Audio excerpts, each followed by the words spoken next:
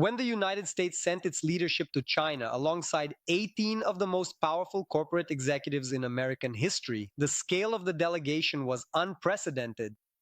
Among them was Elon Musk, signaling a rare convergence between private technology and state diplomacy. The representation of the technology sector remained a priority throughout the trip, with Apple CEO Tim Cook seen directly participating in high-level negotiations. Institutional financial power also had a prominent seat at the table, represented by Larry Fink of BlackRock. Publicly, the dominant narrative in the mainstream media focused on tariff tensions and industrial competition.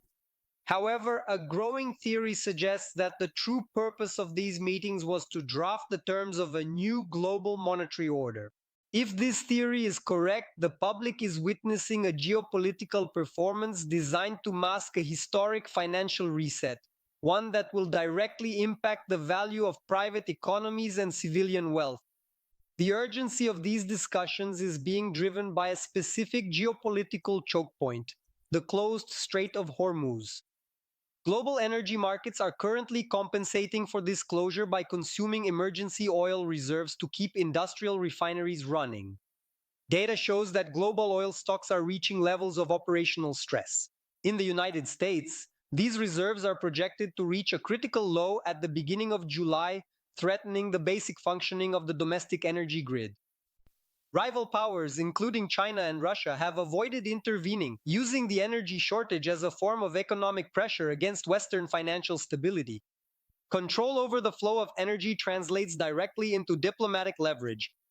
This timeline is forcing the United States to offer financial concessions to ensure its industrial survival. This strategy follows a historical precedent set in 1985. At the time, the Reagan administration was facing a huge trade deficit and a dollar so strong that it was driving American manufacturers out of the market.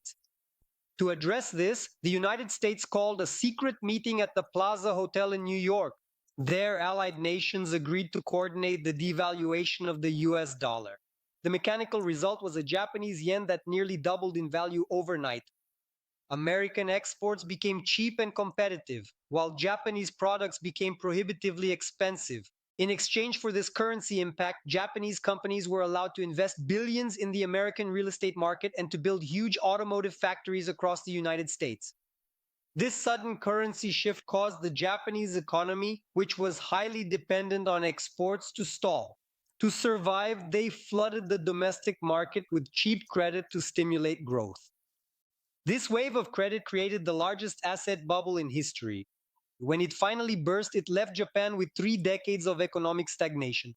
Today, China is proposing a modern version of this deal, a $1 trillion investment to rebuild America's industrial base. The terms require the United States to roll back national security restrictions on Chinese technology and eliminate current trade tariffs. However, Beijing has drawn a hard line.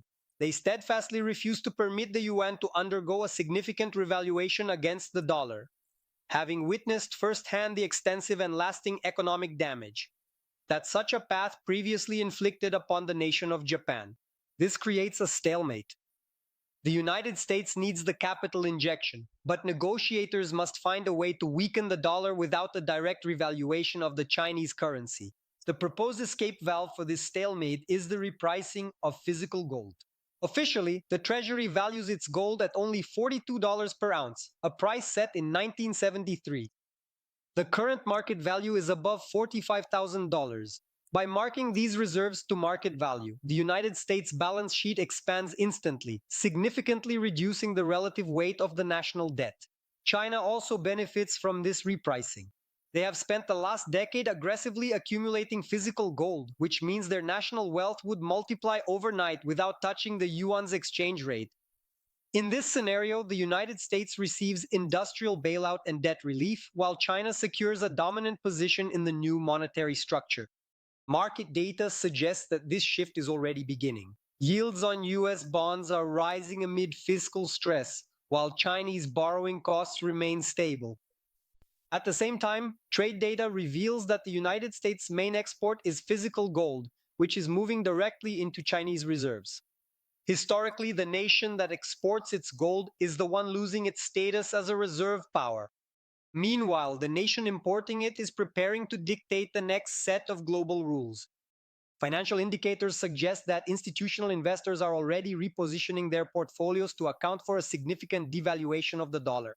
For the average citizen, a coordinated devaluation of the dollar results in systemic inflation as the currency's purchasing power is intentionally reduced. This creates a K-shaped economy.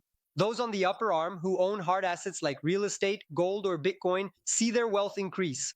Meanwhile, those on the lower arm who rely on wages and cash savings see their standard of living decline. As the prices of goods outpace income, the rapid advancement of artificial intelligence is worsening this divide by automating many of the jobs that the lower half of the economy depends on for income. Economists note that extreme wealth inequalities often lead to significant social instability and a decline in public trust in government institutions. As economic pressures mount, the digital infrastructure for the new oversight system is being finalized. Programmable currencies and digital identity systems create a framework for centralized control, enabling the direct management of social and economic behavior as the class divide widens. Restructuring the global monetary system is no longer a future possibility. It is an active process. Protecting your future requires moving into scarce assets, which cannot be printed, before the new rules are fully implemented. And now I want to know, do you believe we are witnessing a new global monetary order being built behind the scenes, or do you think this theory exaggerates the market signals? Write your opinion in the comments because your perspective might help connect pieces that many people still aren't seeing. Leave a like, and in the upper right corner of the screen, a video suggestion will appear so you can keep watching with me. I'll see you in the next video. See you soon!